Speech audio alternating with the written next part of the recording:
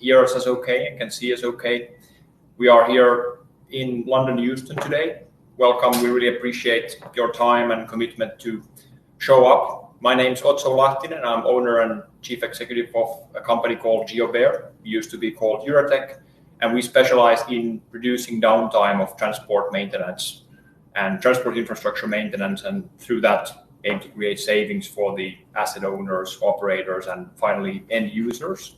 And we are here to discuss today how smart infrastructure maintenance techniques can be scaled up to a saving of equivalent to 500 million pounds in the UK and potentially millions of pounds or billions of euros in the G7 markets.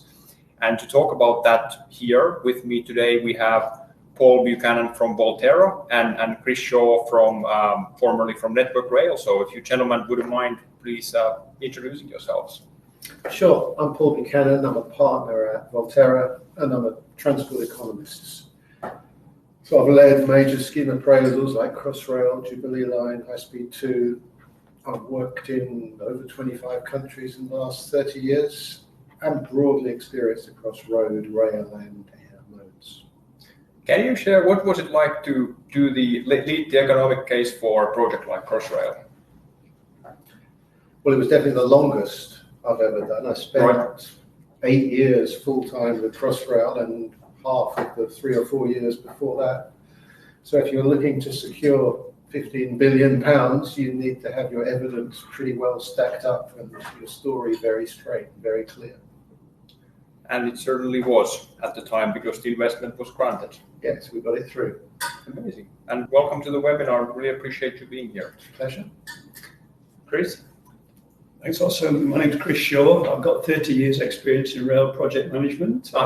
Included in that is 9 years leading a team doing rail freight schemes. Yep. And then 10 years at Network Rail. Right. While I was at Network Rail, we used the GeoBear as a solution in a particular track problem we got on the Midland main line, which was a key area for us. Yep. I'm now working for a firm called Rail Project Services. We're helping support GeoBear getting their message across for acceptance of the GeoBear product on various rail schemes. Thanks for that. Also appreciate a lot of your time and all the preparation that's gone into the webinar. So we wanted obviously invite Paul to talk about this issue from transport economics perspective, and we wanted to invite Chris as a former client to attest to how it has been to work with us and to dive into some of the unit economics of non-disruptive or minimally disruptive transport maintenance solutions.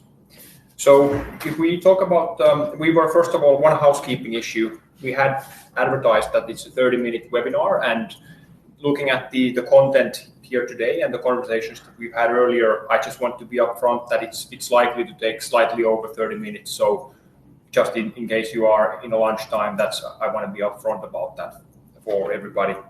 But if we go then to the content, so we'll first address a few, let's say, megatrend level issues, and then talk about 2 case studies, one from road and one from rail, specifically, to understand what time saving can mean in terms of socio-economic and financial costs. And then finally, we will dive down to what that could look like if it was scaled up to a national level in UK and in G7 markets. And then we'll take questions at the end. So don't hesitate to ask questions, and please mark them down. The chat box will be made active at the end of this for a interactive conversation in case you have questions. So if we then look at some of the megatrend issues as mentioned behind this topic, so we obviously have lots of aging infrastructure, roadways and railways in particular, in a lot of countries, including the UK. Just a few statistics on that. Over 10% of British road network, 22,600 miles in total, are in a state that imminent maintenance is needed within the next 12 months. That means close to 10 billion pound maintenance backlog. In the UK, in the rail network in this country, in the United Kingdom, we have a situation based on public source information that 53% of the design life of the track has been used on average now. And obviously we have learned from some of our infrastructure clients that sometimes infrastructure assets like railway tracks perform closer to their design life. Sometimes they perform midway, and sometimes they go beyond. So that could be in some cases an indication that maintenance needs are increasing in the track space as well. And obviously, since we are specifically talking about UK, that's the key focus for today, our main market and our headquarters being here, but it's also a common problem in a lot of other countries. I think that's undisputable. So if we then look logically, we got a lot of maintenance backlog, so that's going to need more investment to maintenance. So it's going to be a investment for economies and as such investment for taxpayers to an extent. Examples again, Network Rail spent 1.3 billion this and last year for track renewals and maintenance, and plans to increase that to minimum 1.5 over what is called control period of six. That's going to take the next 5 years or so. And Highways England equivalently 1 billion per year to strategic roads and 1.2 billion to local road maintenance. And then following on that, we have obviously an issue of congestion, especially in large countries like the United Kingdom with a lot of population. Urbanization is increasing. We got roadworks, collisions that have an impact on the congestion. And obviously it's estimated that if you look at roadworks alone, around 15% of congestion in a city like London is caused by roadworks, and 10%, for example, if you take an international example in the United States. So cost is large, estimated 8 billion in the UK and 10 times that in the United States. And obviously it's not just from common sense perspective, nobody likes that, or not many people anyway. I've met at least who like congestion. On rail, obviously it's slightly different.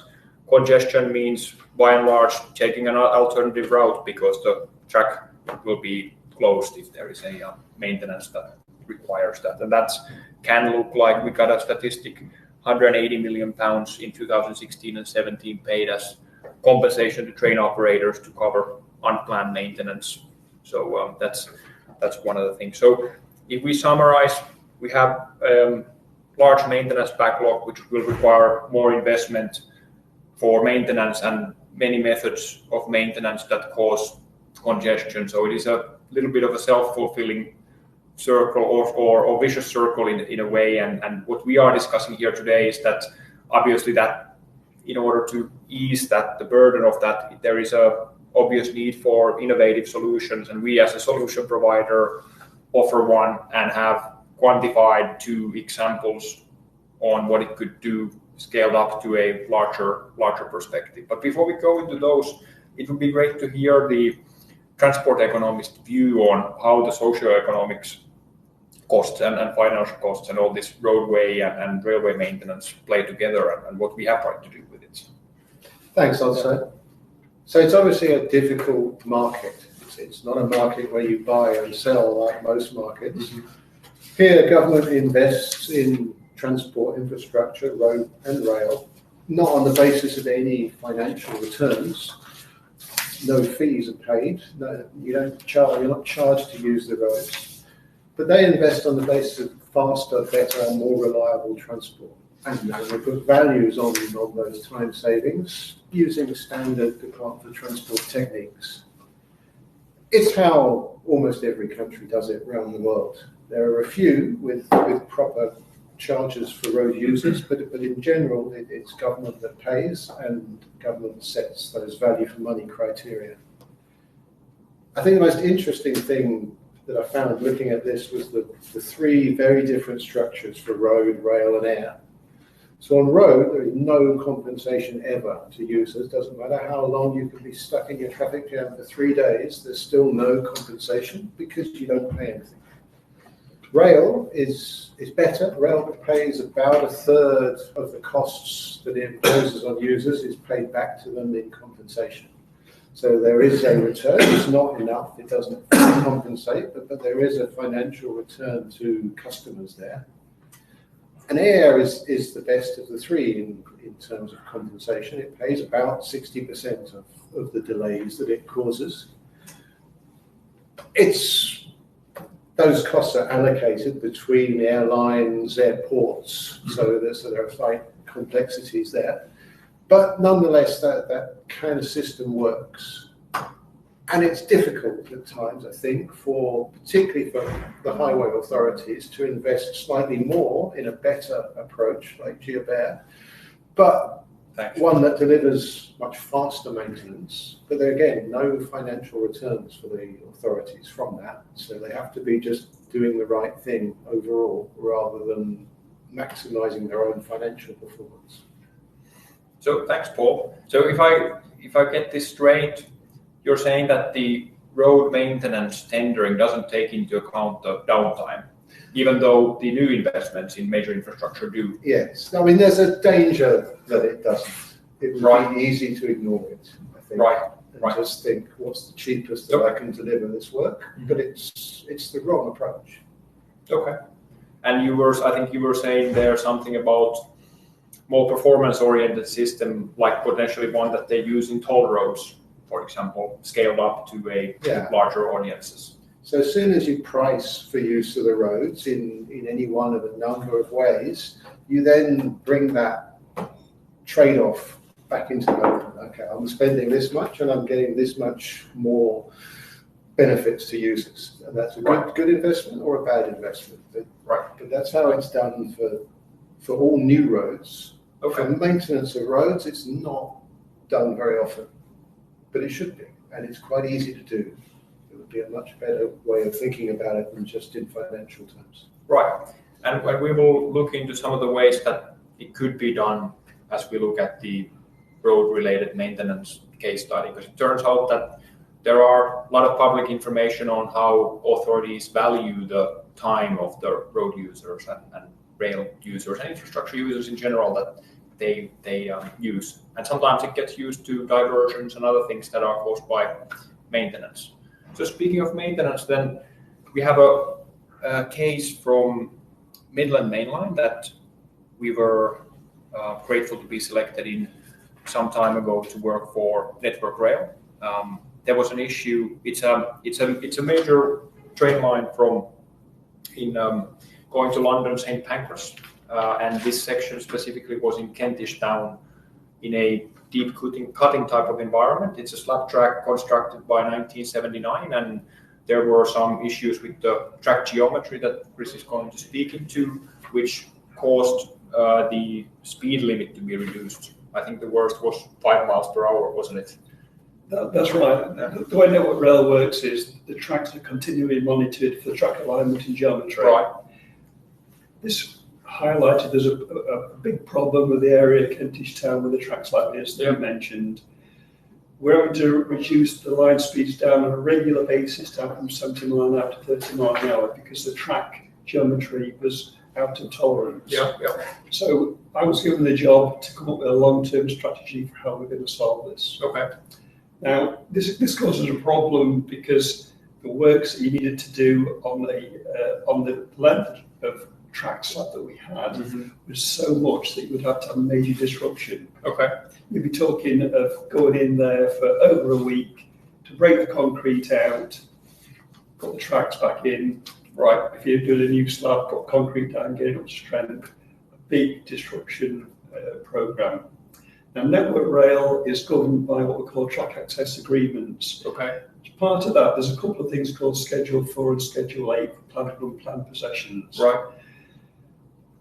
There's big financial implications from doing that.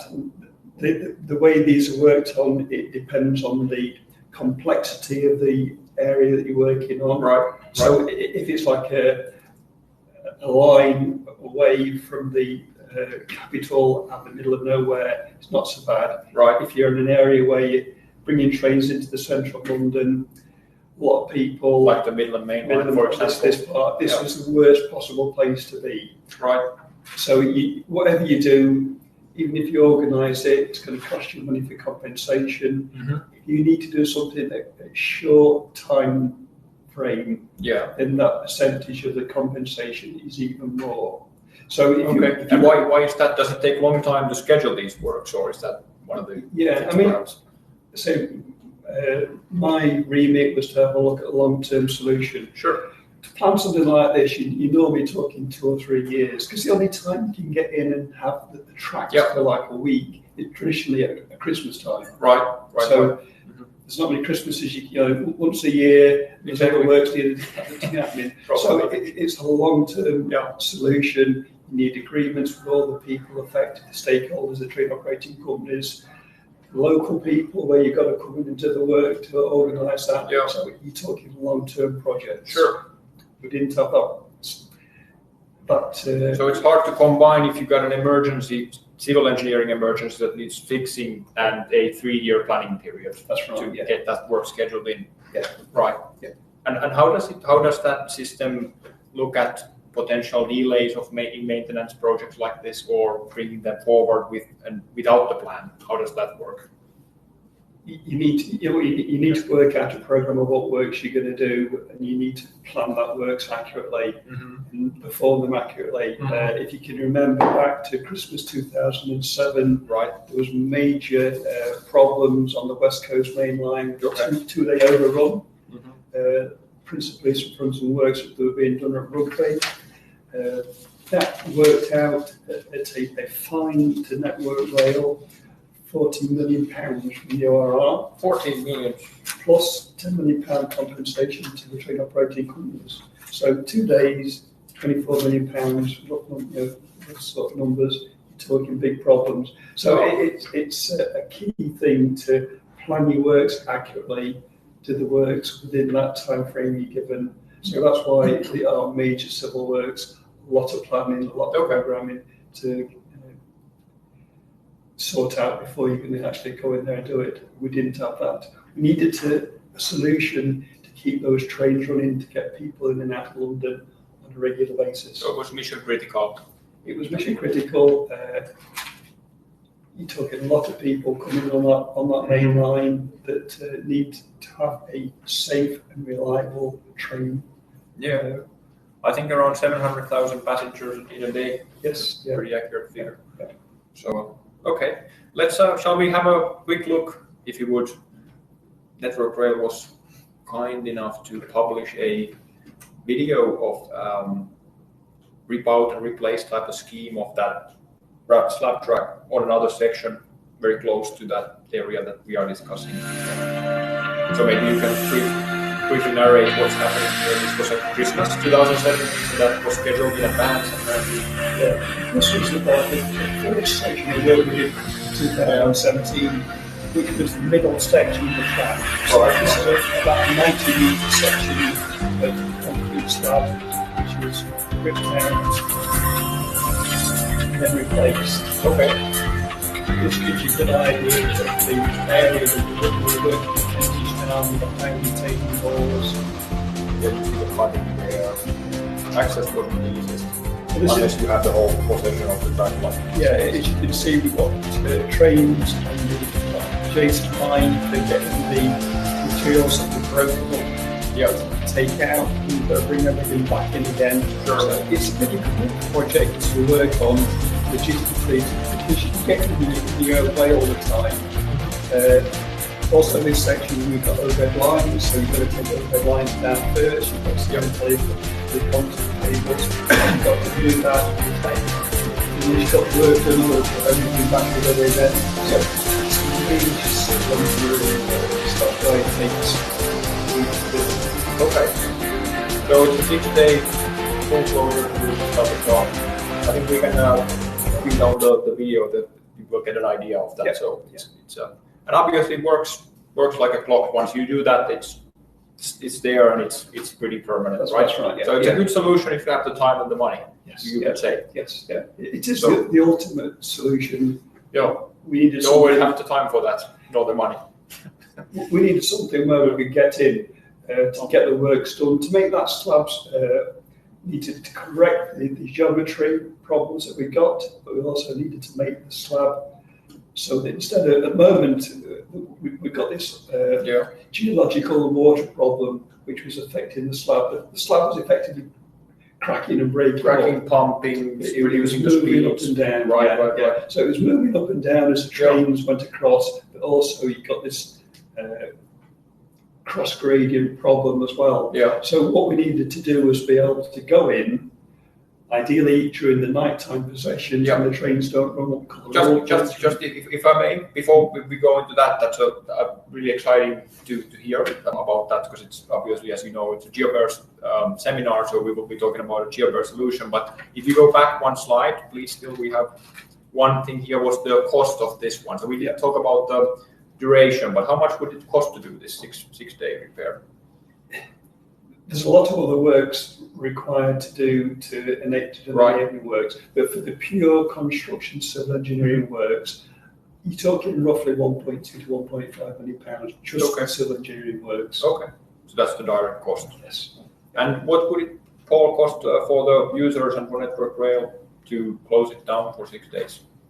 For the duration? Well, it's a busy line.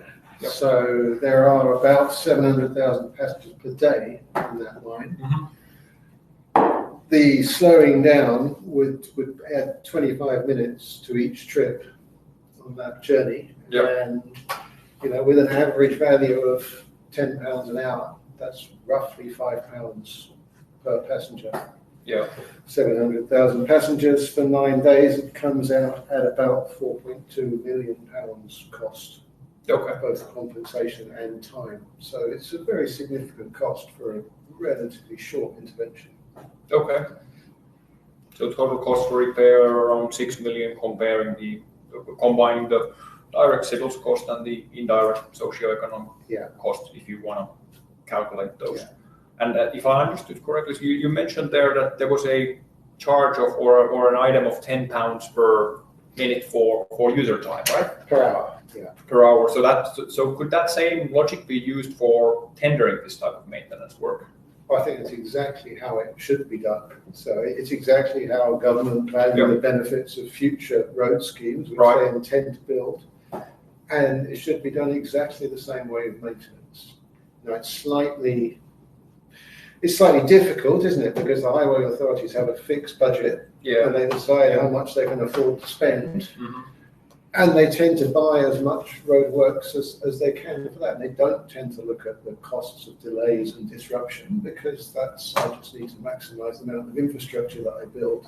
Right. But actually, we should be using the same techniques to decide whether this is good value for money or bad value for money. And we should include those operating and maintenance costs, not just the capital costs. I guess it sounds logical, especially since the tools are already there. So it's quite a performance-oriented way to look at maintenance and infrastructure assets in total.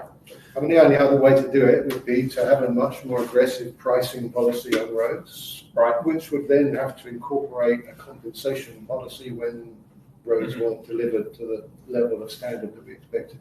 Which would be another interesting discussion in itself. Yeah. Thank you. So what did you end up choosing then? You have been obviously on the other side of the table doing a holistic repair that we just saw there, and in this case you chose something else then. Yeah, I mean, for us the criteria was to have a solution where we get in there quickly and to get the work done. Yeah. We have what we call rules of route possessions available on most lines. At Kentish Town, the night time when there are no trains run, the track is available for maintenance roughly midnight till 6 o'clock in the morning. So you could go in and get some work done there, get the work done, and allow the trains to be running as normal at 6 o'clock. Yeah. But you needed a specialist product to be able to go in and do the work of stabilising the concrete slab, jacking it up to get the track geometry correct. When you say jacking, does that mean like as in hydraulic jacks, or does it mean something else?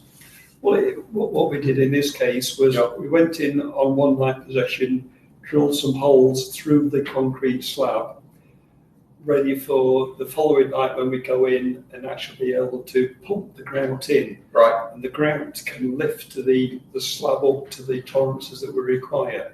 Right. We've got various, along the length of the slab, we've got different amounts of the tolerance that we needed to jack it up between 1 and 30 millimeters. Mm-hmm. So it wasn't as though it was all just leveling it up to one level. every part needed a different amount of polymer. Using the GeoBear solution, we were able to chuck it up accurately for a full length of the slab to the correct geometry, but also make it stable. So whereas before the slab was what we call pumping as the train's wheels went over it, by doing this work, we were able to keep the slab, the tolerances were correct for the geometry, but it was also stable as well, which was a key thing for us. And it was being able to be done quickly and in the nighttime sessions, ideal for us. According to the rules of the route, I believe rules of the route sessions, yeah. All right. We have a brief video clip there, and then I'm going to ask some customer feedback from you at the end. This is, I think, one of the before and after clips here. So maybe you can narrate this for us, Chris. Yeah, so this is a side view of the slab, and you can see that this slab is supposed to be rigid, but it's pumping up and down.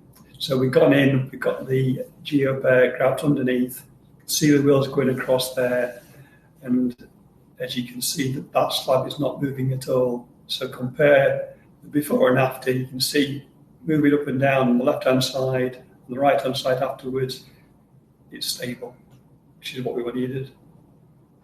And well, how much were these works? How much did you pay for these? If the alternative was $1.5 million? For the similar sort of direct costs, you're talking 500,000 to £750,000. So a big saving on the cost compared to conventional civil engineering repairs. Right. Okay.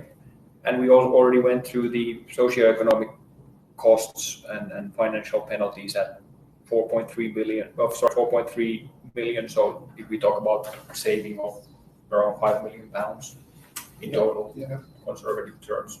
You're talking of financial things, but it's also the reputation of being able to have a reliable, safe railway working all the days that people are required to travel. So it's ready to work when people come and want to go to work in the morning. Yeah, and how do you put a value on that?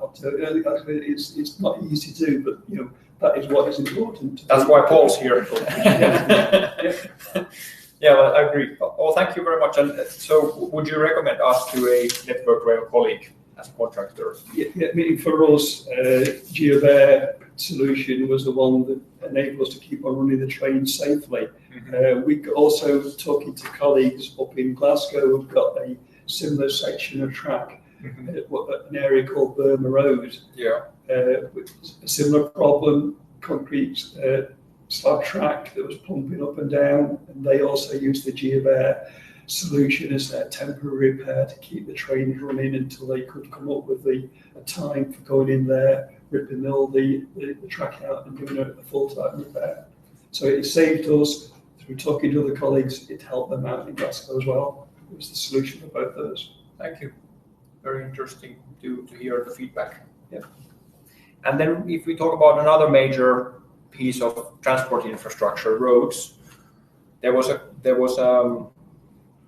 situation on the M11 Girder Interchange junction, which is used by some 40,000 cars per day in eastern part of England. There was a routine maintenance check that revealed boiling in a bridge abutments, embankments to bridge abutments, and that was apparently caused by heavy rains, among other reasons, and they were reportedly in unstable condition, potentially in a risk to collapse. So that's why it was called emergency works, and we will be talking about then the different options that Highways England and its main contractors had on the scheme. So if we look at the next slide, there are some pictures of what a tried and tested way, meaning that solution that would be most likely chosen as a default solution to fix this type of problem would look like.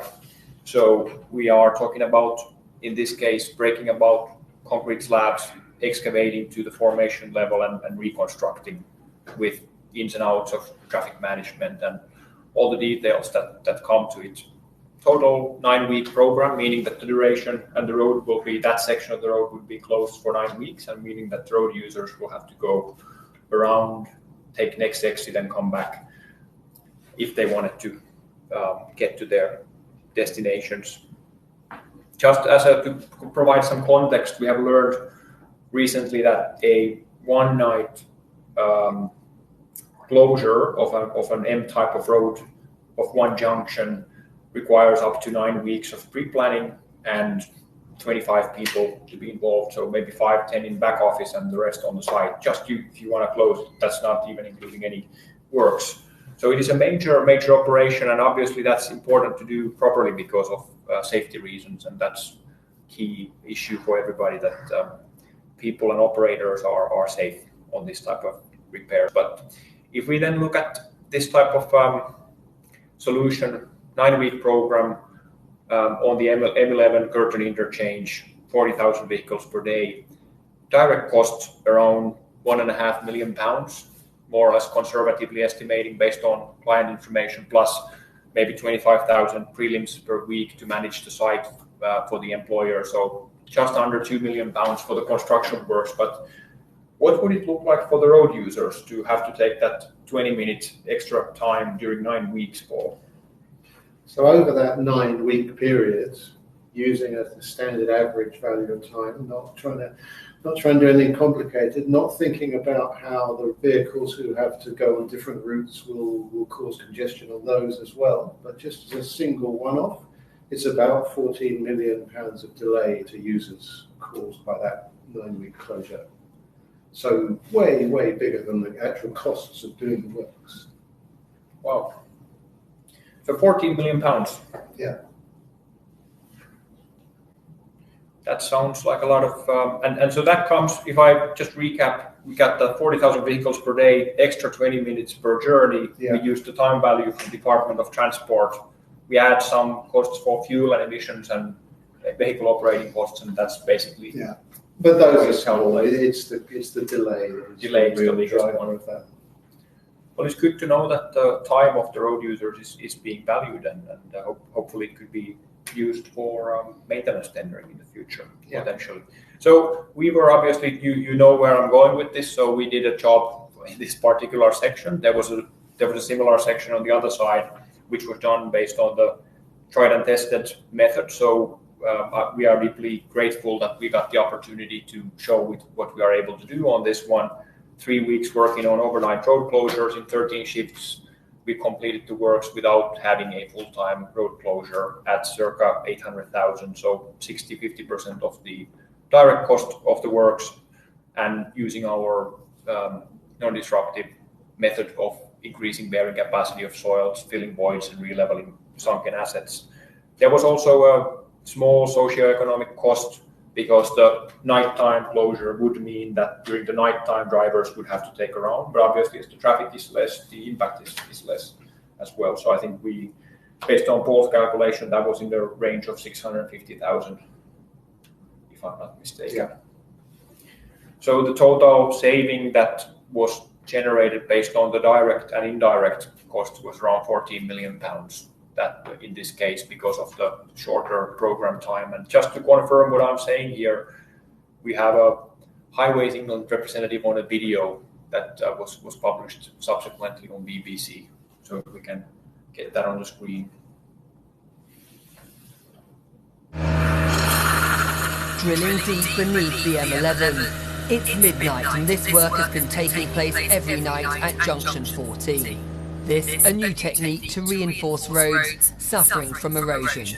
Rather than rebuilding it from scratch, they are injecting a special geopolymer underneath the surface that expands and then hardens in a matter of minutes. In this job, I think we have pumped about 1,000 kilos or so, and the cavities haven't been so far as big as we had anticipated, although I have just been informed that we have found some quite sizable cavities right now, so we expect to inject more material tonight.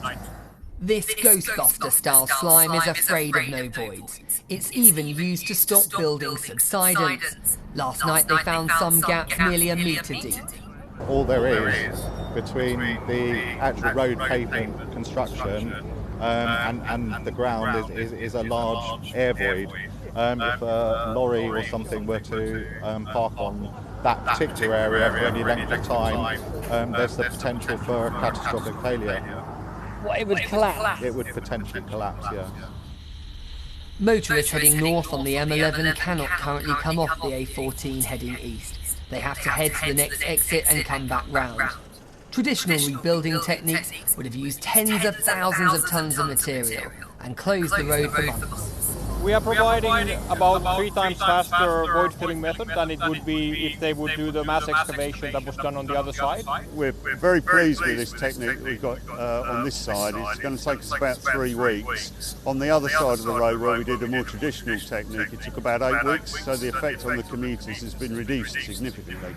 Well, this work will be continuing for the next 2 weeks at night, and then this part of the road will reopen at the rest of the M11 and A14 by October the 13th. Simon Dedman, BBC Look East, the Girton Interchange.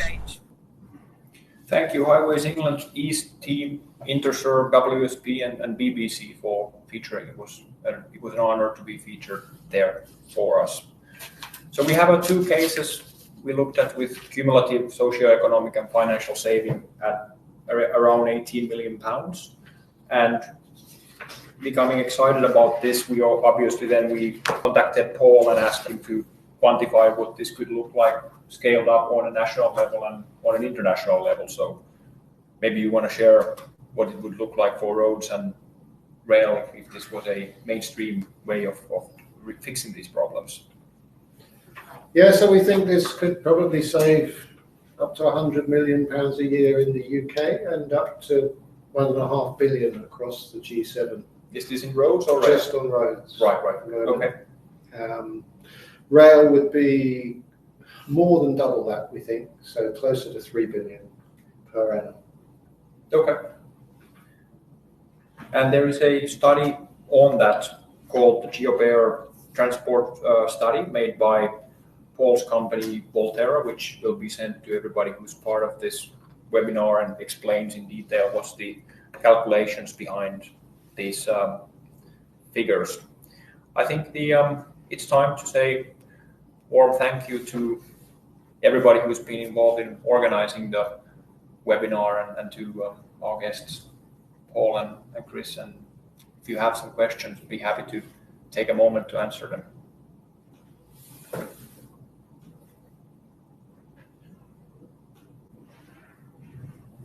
Now the question mode has been enabled and questions can be written to the chat field.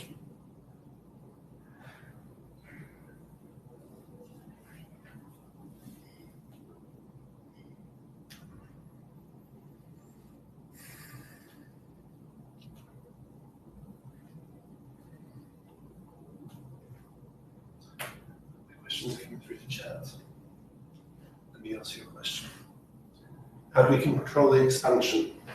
Okay, so there was a question on how to control the expansion. So obviously the technique is based on expansive geopolymer, which is the main enabler for the quicker 2 to 10 times faster delivery time than in some of these alternative methods. And we need to understand what's the requirement. So like in this M11 case, we had a requirement to reach 4 MPa compressive strength, and we knew roughly what is the average size of voiding and what kind of loads are on top. And once we understand these parameters and then some, we are able to choose a geopolymer with right expansion characteristics, so we know how quickly it expands and how strong it is structurally, and then we will control the injection through injecting with suitable trigger times and combine that to real-time monitoring. We'll be able to deliver results like Chris was highlighting with up to 1 millimeter precision, or sometimes even more depending on what's the starting level of the assets. We got a question from Richard Harrison. Is it environmentally friendly? We can say yes, it is. We've been using that from early 80s, the product, and there has been study most recently done in 2018 summer by an agency called ESI, the way these type of geopolymers many times get tested is to see if they leach anything into the environment. And it's important to understand the process. So we have components that of different chemicals that get combined at the tip of the injection point and start to react immediately. Once they react, they cure within 3 minutes, and we have done leachate testing of that process, and there is no signs that that process would leach anything of significant amounts to the environment. So the ESI test, which is available to share, concluded that this expansion does not constitute a groundwater activity. So we got a question about durability of the materials, has also been tested. We got a company called Congestion, former Bayer Material Science, that we work with since early 80s. It's been called with different names, but we've been partnering with them for a long time and developing these polymers built for purpose. And we've done accelerated age testing and monitored cases to conclude that the design life for geopolymer is 120 years, and that is widely accepted in the infrastructure schemes that we apply for. Last question on chat. Are there any limitations to this solution? So we got a last question from chat asking what are the limitations for the solution. That's a good question. Of course, it's not even though it can do a lot of things, it's not a solution for everything. So if there are assets, it gets degraded by UV light or high acids, for example. And if we are talking about applications like piling extremely heavy buildings like skyscrapers or very tall buildings with high loads, it may not be the right solution. Also, if you have a very soft clay or high organic content soil, it may not be economically feasible to solve those kind of issues. So here are some limitations, and we are of course happy to come and give a CPD presentation or technical presentation to walk everybody through these in detail. So that's our time for questions. We really appreciate your time and would love to hear some feedback on this webinar, and we will send everybody this Volterra transport study and wish you a great weekend.